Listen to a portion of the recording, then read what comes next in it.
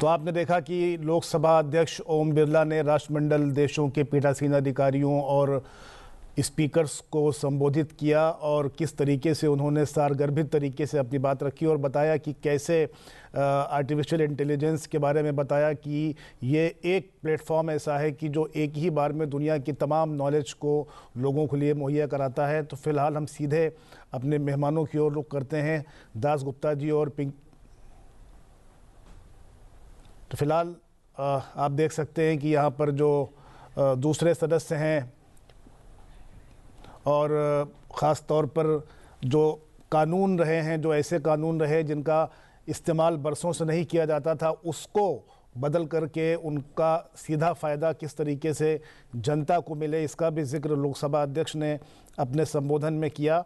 वहीं उन्होंने ये भी बताया कि आमतौर पर जो अध्यक्ष की ये एक अहम बात कही लोकसभा अध्यक्ष ने कि अध्यक्ष की भूमिका किस तरीके से तटस्थ हो, इसके लिए रूल बुक में जो अधिकार दिए गए हैं अध्यक्ष को, बहुत व्यापक अधिकार दिए गए हैं।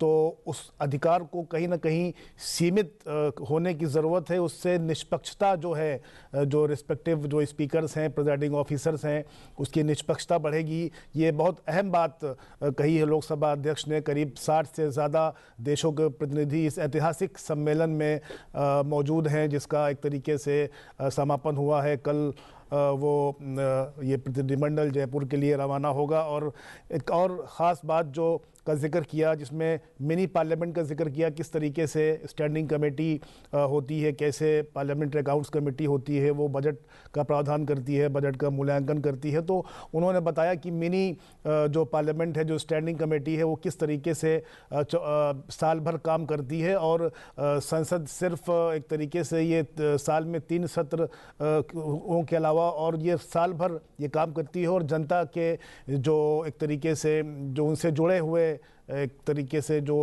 विषय हैं उनको वो सरकार के सामने रखती है। आप देख सकते हैं सीधे तस्वीरें किस तरीके से वो बेहद आत्मीय तरीके से लोकसभा अध्यक्ष तमाम जो प्रतिनिधिमंडल हैं उनके सदस्यों से मुलाकात कर रहे हैं।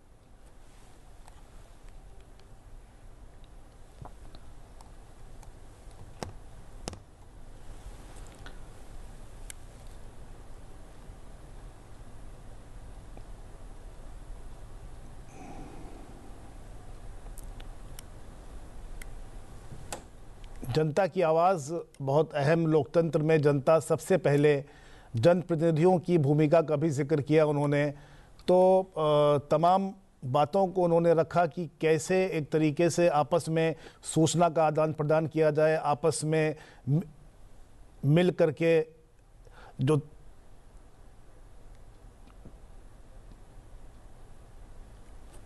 और एक बार फिर आप देख सकते हैं कि कैसे लोकसभा अध्यक्ष ओम बिरला ने अपने संबोधन में बताया कि आम जनमानस की जो सोचने की जो क्षमता है कहीं ना कहीं वो कम हो रही है, वो लोगों का मानना है। इस पहलू को उन्होंने बताया कि लेकिन एक सकारात्मक पहलू ये है कि जो दुनिया का जो तमाम ज्ञान है, जो नॉलेज है, वो एक प्लेटफॉर्म पे उपलब्ध है। ये आर्टिफिशियल इंटेलिजेंस का एक सकारात्मक पहलू है कहीं ना कहीं। उसके अलावा उन्होंने ये भी कहा कि जो तमाम ऐसे कानून रहे जिनका इस्तेमाल आम जनता के हक़ में नहीं किया जाता था, उनके लिए नहीं किया जाता था, तो उसमें बदलाव करके कहीं ना कहीं एक तरीके से उसका फ़ायदा, उन कानूनों का फ़ायदा सीधे जनता को मिल रहा है। वहीं अध्यक्ष की भूमिका का भी जिक्र अपने संबोधन के दौरान लोकसभा अध्यक्ष ने किया कि कैसे भूमिका के बारे में उन्होंने बताया कि जो संसद की रूल बुक है उसमें उनके व्यापार को काफ़ी कॉम्प्रिहेंसिव तरीके से उल्लेख उसका किया गया है, व्यापक बताया गया है। तो उन्होंने ये भी बताया कि कैसे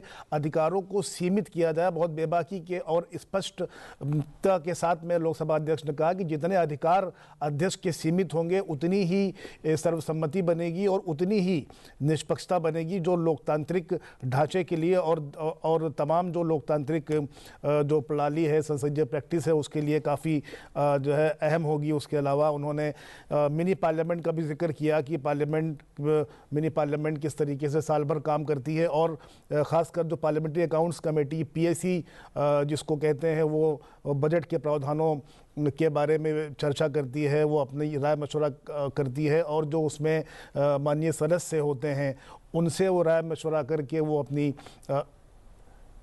रिपोर्ट देती है। तो फिलहाल काफ़ी सारगर्भित संबोधन रहा जो है लोकसभा अध्यक्ष का। फिलहाल हम अपने मेहमानों से रूबरू होते हैं। दास गुप्ता जी, हम दोबारा आपके साथ जुड़ रहे हैं। आपने जिस तरीके से लोकसभा अध्यक्ष ओम बिरला जी का जो संबोधन रहा, बेहद सारगर्भित संबोधन था। उन्होंने कहा कि आर्टिफिशियल इंटेलिजेंस के बारे में उन्होंने कहा कि आमतौर पर इसका जो सकारात्मक पक्ष है वो ये है कि एक ही प्लेटफॉर्म पे सारा नॉलेज हमको मिल जाता है। तो इस स्टेटमेंट को आप कैसे देखते हैं? ये तो बात सही है कि आर्टिफिशियल इंटेलिजेंस के जो सकारात्मक पहलू हैं उनसे बहुत लाभ पहुंच सकता है, उनसे खर्च कम हो सकता है, और उनसे जो अंतिम व्यक्ति की बात बार बार कह रहे हैं, प्रधानमंत्री जी ने भी कहा और अभी लोकसभा के अध्यक्ष ने भी कहा, तो वहां तक संवाद पहुंचाने के लिए और उनकी ओर से संवाद वापस पाने के लिए आर्टिफिशियल इंटेलिजेंस का बहुत बड़ी भूमिका रहेगी। सिर्फ एक ही चीज है कि आर्टिफिशियल इंटेलिजेंस के विषय पर जो उसके नकारात्मक, जो उसके नेगेटिव एस्पेक्ट्स हैं, साइबर क्राइम हो या वो डीप फेक न्यूज़ हो, और खास करके महिलाओं ने, जो हमारे जनप्रतिनिधि हैं, उनमें से कई ने इस बात को उठाया है कि उन्होंने जो बात कही नहीं है, जिस परिस्थिति में वो थी ही नहीं कभी, उनको भी दिखाया जाता है फेक के आधार पर, जिससे कि उनकी छवि खराब हो और उनके विषय में दुष्प्रचार हो सके। तो इन सब इसके दोनों पहलू हैं कृत्रिम बुद्धिमत्ता के, और इसमें नियंत्रण की जरूरत है, इसमें रेगुलेशन की जरूरत है, जिससे कि इसका दुष्प्रयोग नहीं हो सके। तो हमारे ख्याल से अध्यक्ष जी ने जो बात कही है वो इस तरफ इसका इंगित करता है कि इसके जो सकारात्मक पहलू हैं उनका तो उपयोग हर संसद में होना चाहिए, लेकिन जो उसकी त्रुटियां हैं, जो खामियां हैं, उनके विषय में भी जागरूकता चाहिए और उन्हें रोकने की जरूरत है। पिंकी जी, जिस तरीके से दास गुप्ता जी ने डीप फेक की बात की, तो उसको आप कैसे देखती हैं? दास गुप्ता जी, हम आपसे जारी रखेंगे। ये जो डीप फेक के बारे में थोड़ा सा आप विस्तार से बताइए। देखिए, ऐसा है कि कोई आर्टिफिशियल इंटेलिजेंस के जरिए अभी ये संभव हो गया है कि आप मान लिया कोई फुटेज शूट करते हैं किसी व्यक्ति का किसी सभा में, और वहाँ के जो सामने जो जनता है, जो पीछे का मंच है, उसके पीछे जो पर्दे लगे हुए हैं, सारे चीज आपने खींच लिए। उसके बाद उस व्यक्ति की आवाज की भी रिकॉर्डिंग आपके पास है, तो वो किस शब्द का किस प्रकार से उच्चारण करने हैं वो सब है।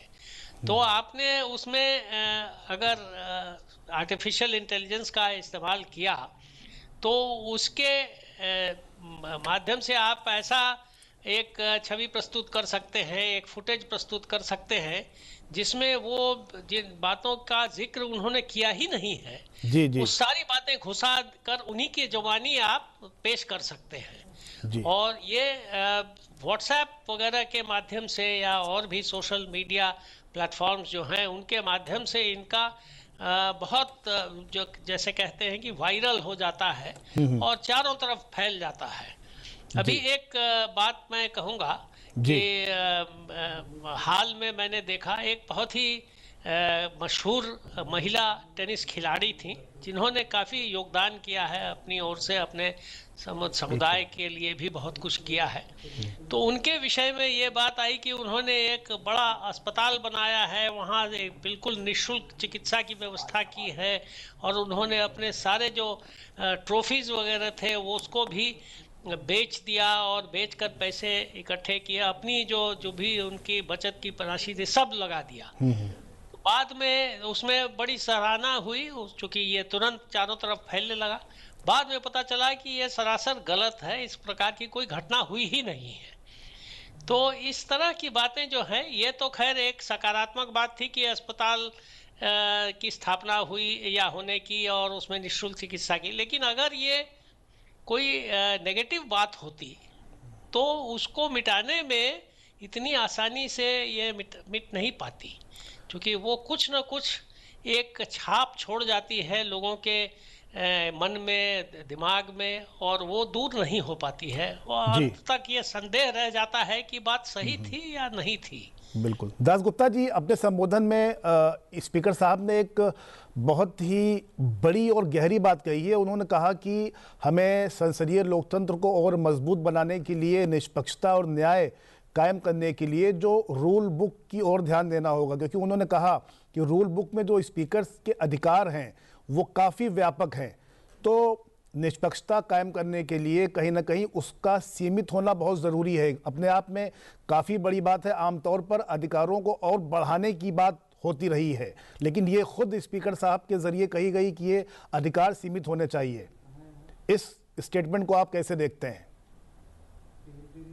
ये तो बहुत ही महत्वपूर्ण बात है। खासकर आपने जैसा कहा कि कोई भी जो पदासीन होता है वो अपने पद के की शक्तियों को उसमें कहीं ह्रास, कोई कमी नहीं देखना चाहेगा। जी आम बात है ये। लेकिन इस परिप्रेक्ष्य में जो हमारे अध्यक्ष जी ने कहा है वो एक सच्चाई भी है। चूंकि अध्यक्ष जो या पीठासीन पदाधिकारियों को जो शक्तियां मिली हुई हैं, उसके आधार पर अगर विपक्ष की पार्टियां हों और उनकी संख्या कम हो सत्ता पक्ष की तुलना में, तो उनके प्रति अन्याय हो सकता है। और बहुत सारे सारी संस्थाओं में इस प्रकार की जो के आचरण जो अध्यक्ष या पीठासीन पदाधिकारी करते हैं वो हुआ है। उसके मिसाल बहुत हैं, अन्य देशों में हैं, हमारे यहाँ कम है या नगण्य है। तो इसमें जो बात है कि अध्यक्ष की जो गरिमा है और जो उसके प्रति जो भरोसा हर सांसद रखता है और आशा करता है कि उसे न्याय मिलेगा, उस पद से, उस कुर्सी से उसे न्याय मिलेगा और उसकी आवाज सुनी जाएगी, जो भी नियम में है जैसे उसके अनुसार ही उसे न्याय मिलेगा। तो अगर इसमें कोई कहीं पर कहीं इसका उल्लंघन होता है तो उसकी तो एक जो उसका एक टेस्ट माइंड में, दिमाग पर रह जाता है कि साहब ये सही नहीं हुआ। और इसमें कभी कभार तो वो गुस्से में आ जाते हैं संसद के सदस्य।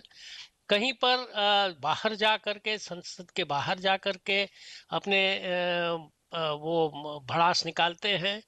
कहीं संवाद माध्यम से वो अपनी बयान रखते हैं कि इस प्रकार का आचरण हुआ। ये तो ये संसद की गरिमा, संसद की निष्पक्षता के लिए अच्छी बात नहीं है।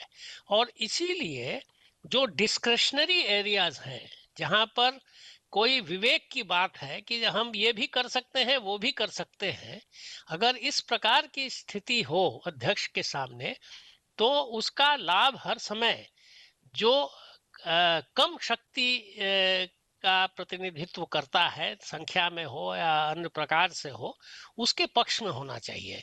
It should always be rule, the ruling should always go in favour of the less fortunate और लेस प्रिविलेज्ड और लेस पावरफुल। ये एक आम बात है।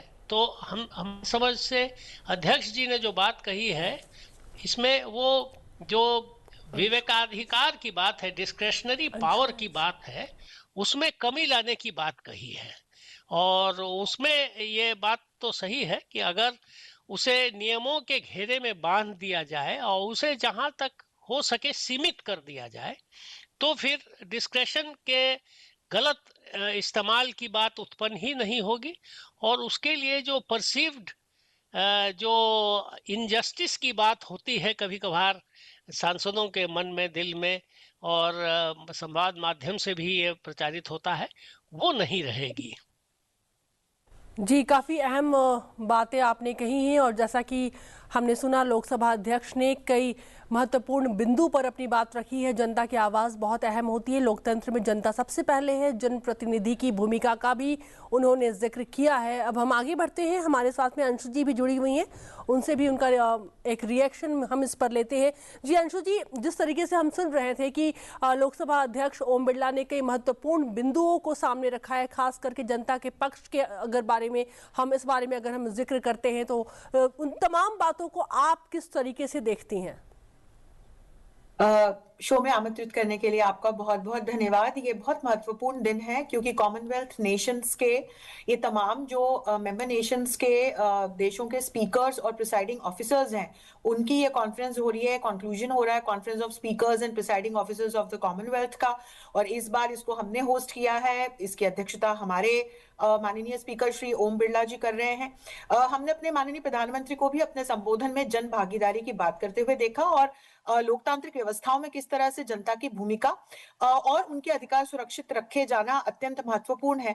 लगभग इसी तरह के संदेश को आज ओम बिरला जी ने भी दिया है और वाकई में ये बड़ा महत्वपूर्ण है। यदि किसी भी देश को अपनी लोकतांत्रिक व्यवस्थाओं को, पॉलिसीज को, मैकेनिज्म्स को हेल्दी रखना है, आगे बढ़ाना है, तो उसमें जन भागीदारी और जितनी भी योजनाएं हैं या जो जन प्रतिनिधि हैं उनका जनता के प्रति किस प्रकार की उनकी जवाबदेही है और किस तरह से जो भी अलग अलग स्कीम्स या पॉलिसीज बनाई जाती हैं उसका लाभ समाज के अंतिम छोर पर बैठे हुए व्यक्ति को मिलना चाहिए। इसकी बड़ी महत्वपूर्ण बात की गई है। इस पूरी कॉन्फ्रेंस में हमने देखा कि भारत की ओर से इस बड़े महत्वपूर्ण संदेश को दिया गया जो हम अपने आसपास के देशों में देख रहे हैं कि कैसे वहां पर लोकतांत्रिक व्यवस्थाओं पर एक बहुत बड़ा सवालिया निशान लगा है। जनता सड़कों पर आई अलग अलग देशों में और अपनी अपनी लोकतांत्रिक व्यवस्थाओं से किसी न किसी बात पे नाराज रही। तो उसके पीछे कारण ये है कि जब आप जन भागीदारी को सुनिश्चित कर पाने में नाकाम रहते हैं तो फिर इस प्रकार की स्थितियां पनपती हैं। भारत में यही कारण है कि वर्तमान भारत सरकार इस एक बिंदु पर बहुत ध्यान देती है और चाहे आप ग्रास रूट लेवल अपनी पंचायती व्यवस्थाओं से लेकर के संसद तक आए तो आप देखेंगे अलग अलग समाज के जो तबके हैं सबका प्रतिनिधित्व सुनिश्चित किया गया है, हमारे संविधान के द्वारा सुनिश्चित किया गया है।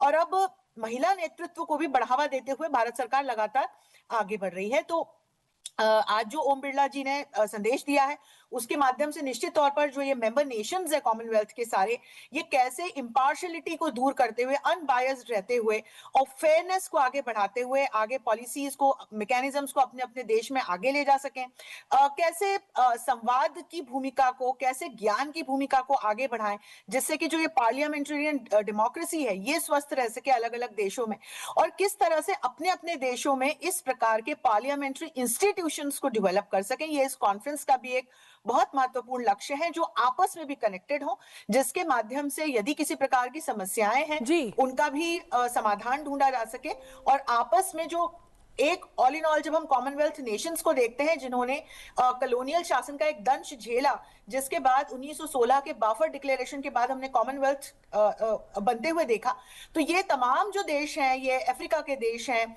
एशिया के देश हैं, तो ये तमाम जो मेंबर नेशंस हैं इसके, कनाडा में हम इस पूरी CSPOS का हेडक्वार्टर्स देखते हैं। तो अलग अलग कॉन्टिनेंट्स की भागीदारी है। अंशु जी, हमारे आपके पास में काफ़ी महत्वपूर्ण चर्चा है और हम इसे आगे भी बढ़ाएंगे, लेकिन कुछ और ख़ास पहलू हैं जिस पर की नज़र डालना बहुत ज़रूरी है कि आज जब दुनिया भर में लोकतंत्र नई चुनौती, नई अपेक्षा और नई तकनीक के दौर से गुजर रहा है, तो ऐसे समय में एक ऐसा मंच सामने आता है जहां लोकतांत्रिक संस्था के सबसे महत्वपूर्ण स्तंभ यानी कि संसद के संरक्षक एक साथ बैठकर भविष्य की दिशा को तय करते हैं। और यह मंच है Commonwealth speakers and presiding officers conference, जिसे कि आप CSPOC के नाम से जान रहे हैं। और आज इस तमाम चर्चा के दौरान अब हम आखिर दौर में पहुंच चुके हैं और कुछ ही देर पहले लोकसभा अध्यक्ष ओम बिरला ने कई पहलुओं पर बड़े ही विस्तार से अपनी बातों को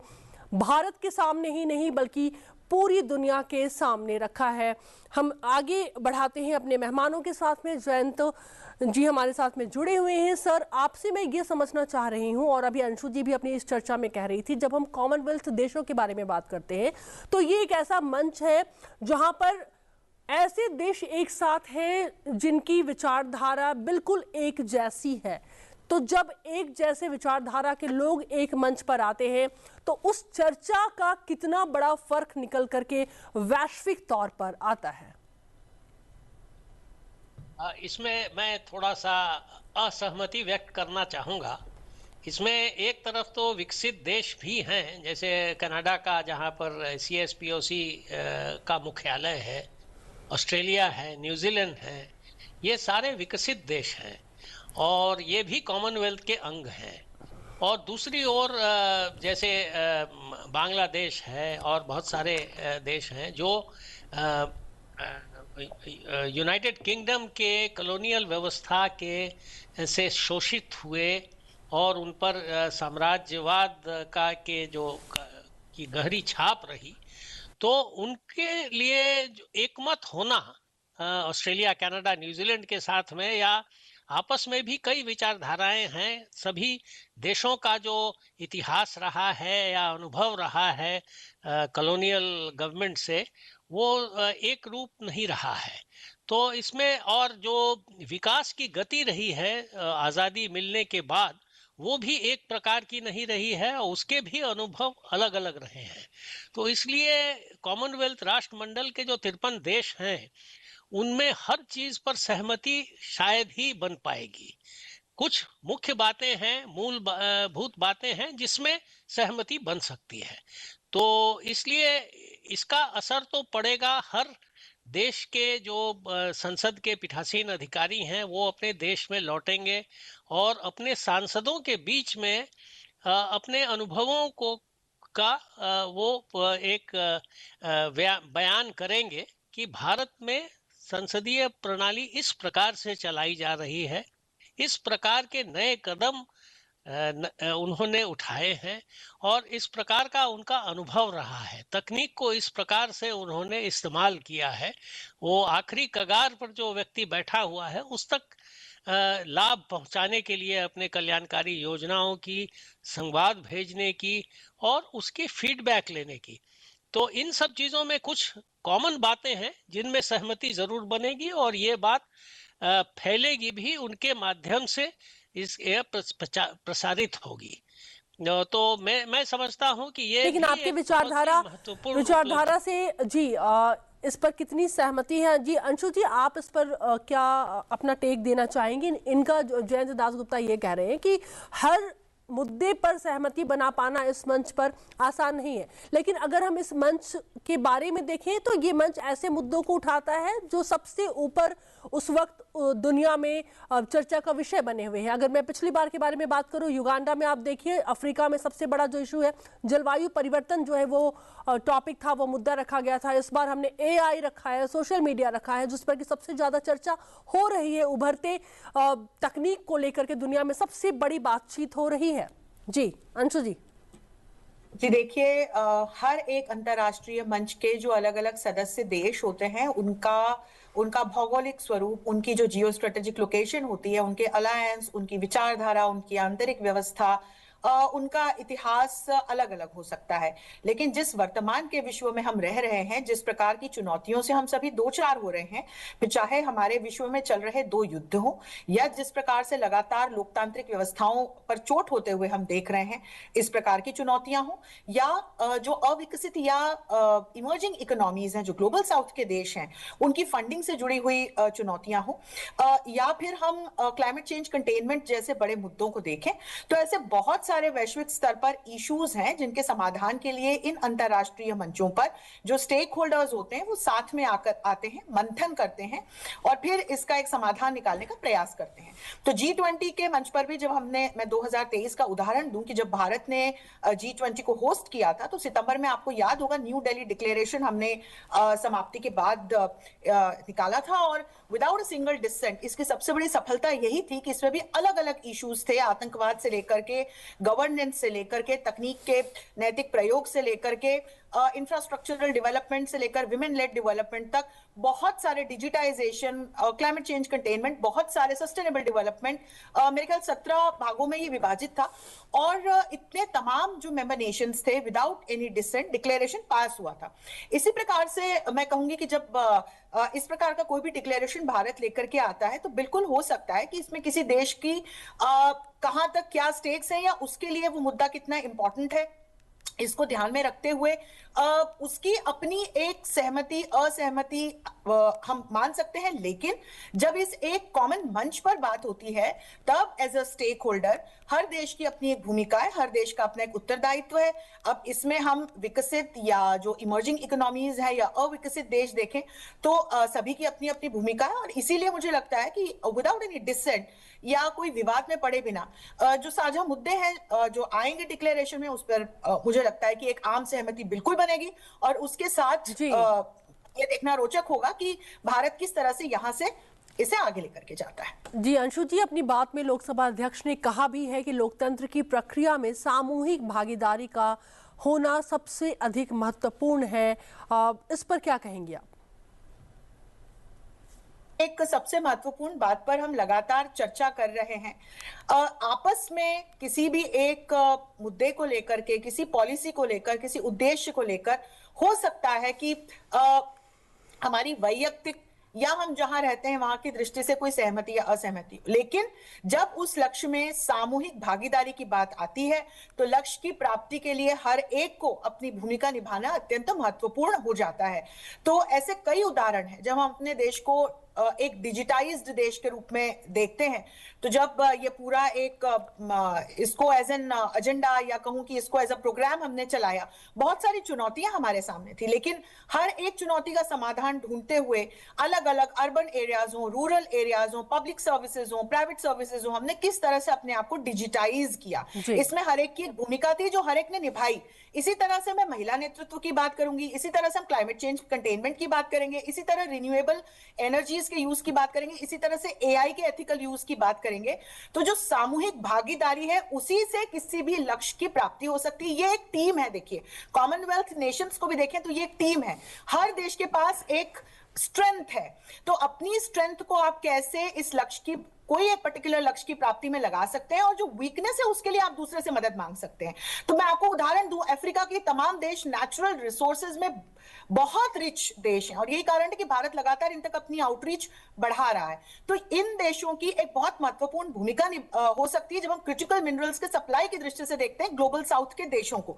वहीं इन देशों को अलग अलग मुद्दों पर आगे बढ़ने के लिए फंडिंग की आवश्यकता है, तो वहां पर फिर ऑस्ट्रेलिया, न्यूजीलैंड, कनाडा, भारत जैसे देशों की एक महत्वपूर्ण भूमिका बनती हुई दिखाई पड़ती है। जैसे फार्मा का क्षेत्र हुआ, फिनटेक का क्षेत्र हुआ, टेक्नोलॉजी का क्षेत्र हुआ, तो जहां जिस एक विन विन सिचुएशन सबके लिए क्रिएट करते हुए जो हमारे प्रधानमंत्री कहते हैं, सबका साथ, सबका प्रयास, सबका विकास, सबका विश्वास, तो वही बात आज ओम बिरला जी ने भी की है। जी, हम आएंगे आपके पास में। जयंत दास गुप्ता भी हमारे साथ में जुड़े हुए। जयंत जी, एक और बहुत महत्वपूर्ण है, और ख़ास करके अगर संसद परिसर के बारे में मैं बात करी हूँ तो बहुत कुछ ऐसा था हमारे पास दिखाने के लिए, हमने पूरा प्रयास भी किया कि इस CSPOC सम्मेलन के दौरान हम दिखाएं। उसी में एक एग्जीबिशन हमने रखा, भारत ऑन द मूव, जो कि प्रधानमंत्री का विज़न है, और जिसमें कि इंफ्रा से लेकर के एग्रीकल्चर हो जाए या फिर तकनीक हो जाए, इन तमाम बातों को हमने रखा। मैं आपसे ये समझना चाह रही हूँ कि जब भी अगर ऐसे मंच पर विचार विमर्श होता है तो CSPOC में जो भी बातचीत हुई, क्या उसके अलावा भारत ने अभी जो बदलता हुआ एक भारत का स्वरूप है, उन तमाम बातों को भी हमने रखा होगा? ये बात अवश्य ही हुई होगी, क्योंकि विचार विमर्श जो सभा कक्ष के अंदर होती है, उसके अलावा सभा कक्ष के अंदर ही ऑफ द टेबल जो बातचीत होती है, जो डेलीगेट्स होते हैं उनके बीच में, वो बहुत महत्वपूर्ण होते हैं, क्योंकि आपसी एक ऑन वन बेसिस पर या 2-3 लोग मिलकर के जो विचारों का आदान प्रदान अलग से करते हैं ऑफ द टेबल, औपचारिक रूप से नहीं, अनौपचारिक रूप से, उसका बहुत ही महत्वपूर्ण होता है किसी भी सम्मेलन के एक टेक अवे के रूप में। दूसरी बात, आपने एक प्रदर्शनी की बात कही, वहाँ पर भारत के जो नए कदम उठाए गए हैं, जो नई उपलब्धियां हुई हैं, चाहे वो तकनीक के दृष्टिकोण से हो या अन्य दृष्टिकोण से हो, तो उसको ज़रूर उजागर किया गया होगा, उसको सेंटर स्टेज रखा गया होगा। तीसरी चीज़ यह है कि जो संसद के पीठासीन पदाधिकारी आए, उन्हें एक दिवसीय यात्रा पर वो जयपुर ले जाया गया था।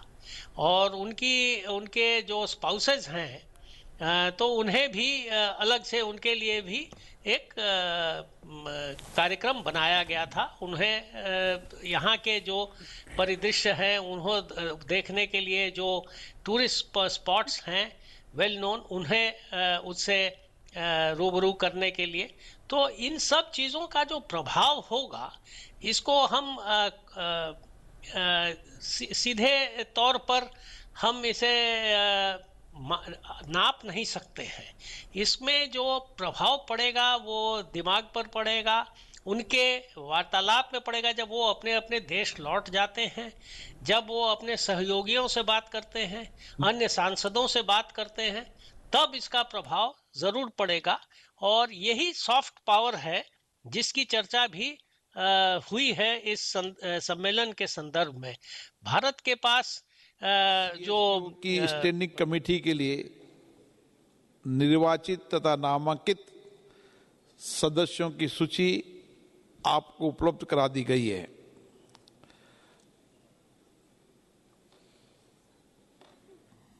मैं 28वें CSPO सम्मेलन के अंतिम भाग में इस सम्मेलन के अध्यक्ष के रूप में मुझे CSPO की अध्यक्षता औपचारिक रूप से अगले मेजबान देश को सौंपने का सम्मान प्राप्त हो रहा है। मेरे अजीज मित्र जो United kingdom house of Commons के दूसरी बार स्पीकर हैं, माननीय स्पीकर सर लिंडसे होयल को ये मेजबानी सौंपते हुए, अध्यक्षता सौंपते हुए मुझे बहुत खुशी प्रसन्नता हो रही है। हम सब ताली बजा के उनका अभिवादन करें। उनका सक्षम नेतृत्व, उनका विशाल संसदीय अनुभव निश्चित रूप से राष्ट्रमंडल देशों के संसदों के बीच में और सहयोग को और मजबूत करेगा। उनके अनुभव का लाभ अगले वर्ष से निश्चित रूप से सभी राष्ट्रीय मंडल देशों के स्पीकर और संसदों को मिलेगा। मैं उनके अनुभव का और ज्ञान का लाभ अभी भी लेना चाहता हूं। मैं सर लिंडसे होयल जी को जो अगली अध्यक्षता संभालेंगे उनको इस सभा को संबोधित करने के लिए आग्रह करता हूं। माननीय speaker of United Kingdom of House Common please पधारें और सभा को संबोधित करें।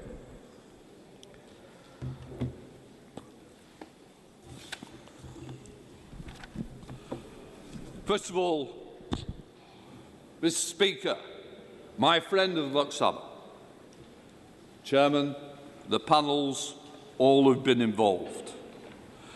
I cannot thank you enough, and the excellent team here in India, the way that we've been treated and looked after and well fed. I say to you, Mr. Speaker, I am in trouble when I get home. My wife will say, all you've been doing is eating. I go home heavier than when I arrived, but I will say it's been a pleasure to have such wonderful food. But it's about Parliament. It's about India. It's about a legacy of Gandhi, a great man, a great politician, a politician that inspired others to take the shackles of the empire away, who led to a new beginning and a new Commonwealth. And it's not just about looking back. It is now about us looking forward. It is about the family of the Commonwealth. We must be there for each other. It is one family. It is the Commonwealth family. So please, let us be the advocates, the beacon of hope the beacon of other nations that look to us, because we hold up democracy. That's the difference between us and other countries. We are democratic. We believe in that democracy. Others would beg to be able to have a vote for the people who are elected in our countries. We must never let the struggle that people have had to achieve that vote. So this Commonwealth, coming together at Speakers' Conference, we hold, and quite rightly, we hold the power of Parliament. We are there to serve Parliament. We are there to ensure that values are kept. And those values are so important. When I look around and I look at the world that we're in at the moment, it is a sad world. It is a dangerous world, on the edge of wars all the time. And that's why the Commonwealth must be the light of hope. We must show where democracy starts. We've got to call out the lights of Russia and China. We need peace in the Middle East. We need that to happen. And we've got to express that peace is the way forward. We must not allow bombs to be the answer. So please, let us all aim for peace. And let our parliaments call and condemn war. And we mustn't forget the struggles around the world at the same time, such as Sudan. People who are starving, people who are forgotten. Nobody in this world should be forgotten. And that's why a nation like India, that will lead the world, that will be #1 in the world. China may be powerful. India, you will achieve. You will take the Commonwealth forward. And we want to be with you. And please, let us share knowledge. Let us share inspiration. Let us share values. And as people have said about the pandemic and the role that you played in Africa, it is about viruses that may come, it may be wars, but we mustn't forget each other. Knowledge is important. Knowledge should be shared. Democracy should be shared. So what I want to do is, you have set a bar so high in India at this Commonwealth Conference. How are we going to do that in 2 years? Your aspirations must be lower because we've been treated so well. But it is about a torch of freedom that we must talk about in London. It is about the freedom and democracy. We must remind that as good as we may think we are not the future. The future is the young people of our nations. Let us invest in young people. Let us ensure there are no barriers to women or people who want to stand and fight for office. We must stand up for people, and we must stand up for all. Nobody should be left behind. So when we go to London, I expect CSPOC to be a great conference. I want to welcome you to London. And I've got to tell you, I've got a little video now that I want to be played, and then I'll finish. Hopefully they'll play the video.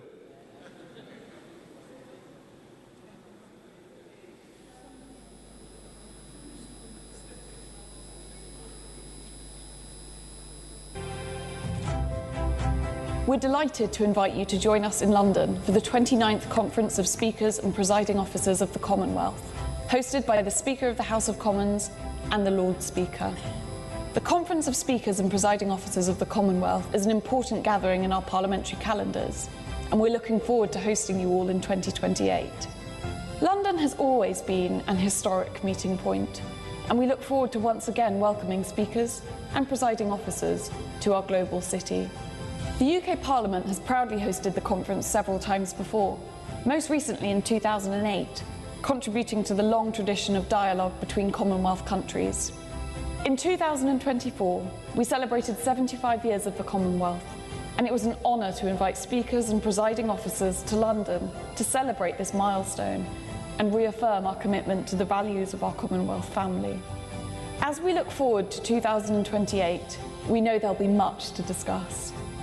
We're reminded of our responsibilities by the opening page of Erskine May, the influential guide to parliamentary procedure and conventions.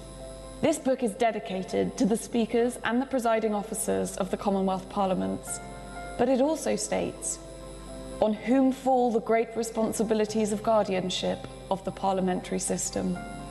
Together, we strengthen ties amongst legislatures, we promote dialogue, and we help shape the future of parliamentary democracy across the Commonwealth.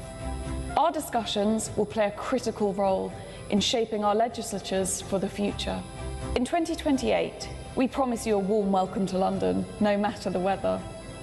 We look forward to you joining us for the 29th Conference of Speakers and Presiding Officers of the Commonwealth.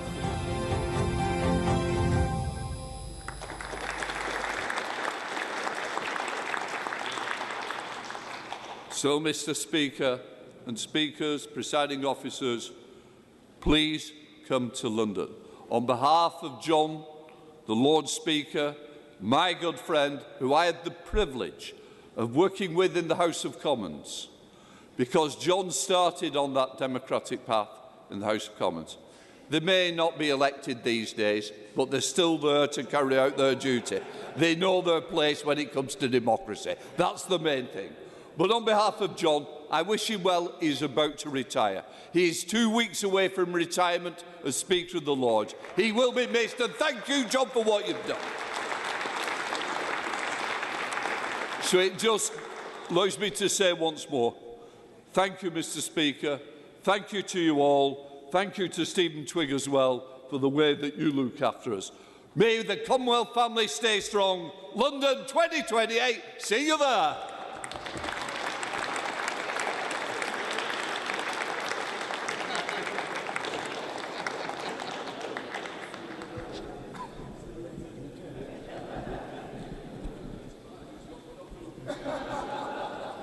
मैं excellency sir Lindsey OL जी को स्वीकृति भाषण में जो जोश, उत्साह, उमंग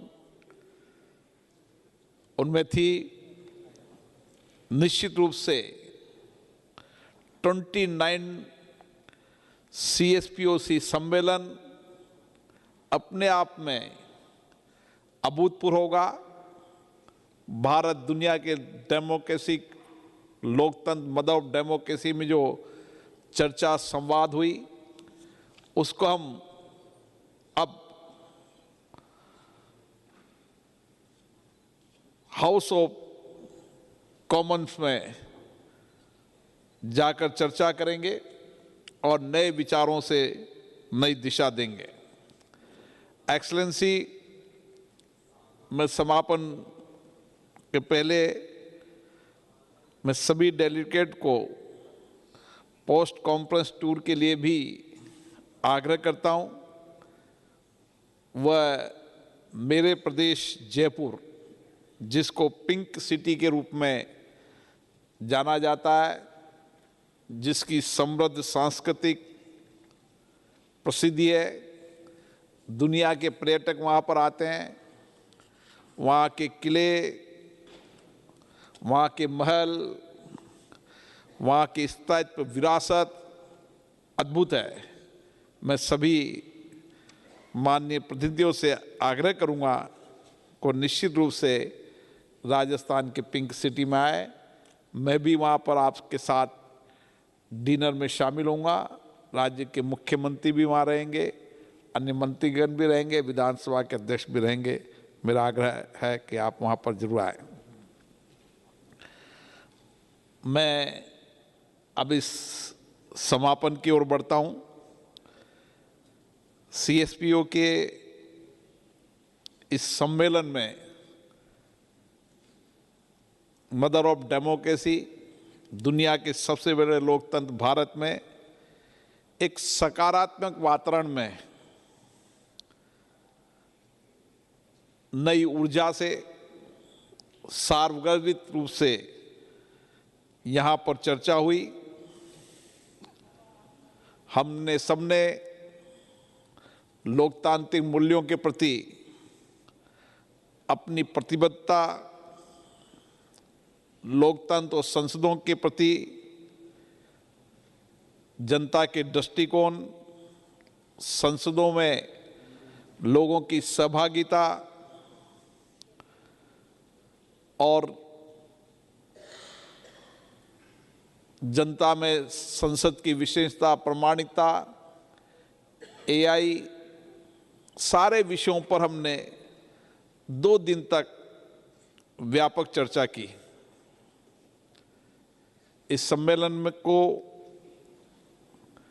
माननीय प्रधानमंत्री नरेंद्र मोदी जी ने संबोधित किया और बताया कि विविधताएं लोकतंत्र को कैसे जोड़ती है और दुनिया में सबसे ज़्यादा विविधताएं वाला देश भारत है, जहाँ भाषा, धर्म, संस्कृति, भौगोलिक स्थितियाँ, सब कुछ विविधताएं होने के बाद भी भारत इस लोकतांत्रिक यात्रा में इस 75 वर्ष में हमने मजबूत अर्थव्यवस्था, इंफ्रास्ट्रक्चर के साथ माननीय प्रधानमंत्री नरेंद्र मोदी जी के नेतृत्व में हम सब आगे बढ़े। मुझे खुशी हुई कि माननीय प्रधानमंत्री जी ने जो आपके साथ फोटो यहाँ हुए थे, उसमें आपने प्रधानमंत्री जी ने, माननीय प्रधानमंत्री उसमें सिग्नेचर किए हैं जो आपको मिलेंगे, और उन्होंने आपके बारे में कमेंट्स भी लिखे हैं। वो अपने आप में आपके लिए हमेशा विरासत रहेगी। मैं माननीय प्रधानमंत्री जी को भी इसके लिए बहुत बहुत धन्यवाद देता हूं। साथियों, राष्ट्रमंडल संसदीय परिवार हम सब के लिए साझे प्रयासों और हम सब अपनी अपनी संसदों को जन केंद्रित, विशेषज्ञता और जनता की भागीदारी, जनता के भरोसे की संस्थाएं बनाने के लिए हमने 2 दिन तक चर्चा की है और निश्चित रूप से इन चर्चाओं से नई दिशा मिली है। वैश्विक लोकतंत्र में हम सब अपने साझे अनुभवों से हमारी लोकतांत्रिक संस्थाओं को और प्रामाणिक, जवाबदेही, जनता की अपेक्षाओं, आकांक्षाओं के अनुरूप बनाएंगे और अपने अनुभव, नवाचारों और सर्वोत्तम प्रथाओं को आपस में साझा करने का प्रयास करेंगे। ऐसे सम्मेलन से बहुत अच्छी चर्चा, सार्वगतिक, उत्साहपूर्ण हम सबको अनुभव मिलते हैं। वो अनुभव निश्चित रूप से हमारे कार्रवाई में हमारी कार्य क्षमता को हमेशा बढ़ाने का काम करते हैं। मैं इस मौके पर यूके के माननीय स्पीकर सर लिंडसे गोयल जी को भी बहुत बहुत धन्यवाद देता हूं, जिन्होंने अगली मेजबानी स्वीकार की और अपना उद्बोधन दिया। मैं महामहिम माननीय उपराष्ट्रपति जी को भी आभार व्यक्त करता हूं, जिन्होंने आज दिन का स्वादिष्ट भोजन हम सबको कराया। मैं आईपीयू के और सीपीए के सभापति जी को भी धन्यवाद देता हूं, जो 2 दिन तक हमारे साथ रहे और उन्होंने हमको मार्गदर्शन दिया। मैं सभी बहुत दूर दूर से आए, कई माननीय स्पीकर्स को 3 दिन लगे, 4 दिन लगे, कई को 2 दिन लगे। इतनी दूरी से आने के बाद भी जो उत्साह उनमें था, जो उमंग थी, उससे हमें भी नई दिशा मिली। निश्चित रूप से ये वैश्विक संसदीय विचार विमर्श ऐतिहासिक रहा है और इसको हम और आगे बढ़ाएंगे।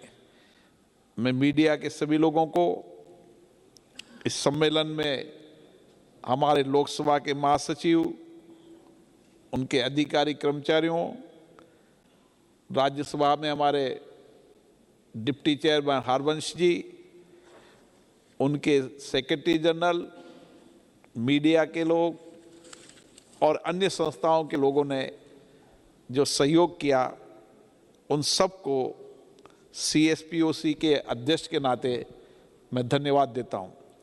और विशेष रूप से मैं आप सबको, मेरे पास शब्द नहीं है कि आप सब यहाँ पर आए और CSPOC के अंदर आज तक हुए सम्मेलन में सबसे ज़्यादा स्पीकर और डिप्टी स्पीकर आए, इसके लिए आप धन्यवाद के पात्र हैं। मुझे आशा है कि होने वाली लंदन में कॉन्फ्रेंस में भी हमारी भागीदारी और बढ़ेगी। पुनः आपको भारत की संसद की ओर से, भारत की जनता की ओर से, भारत की सरकार की ओर से मैं बहुत बहुत धन्यवाद देता हूं। धन्यवाद।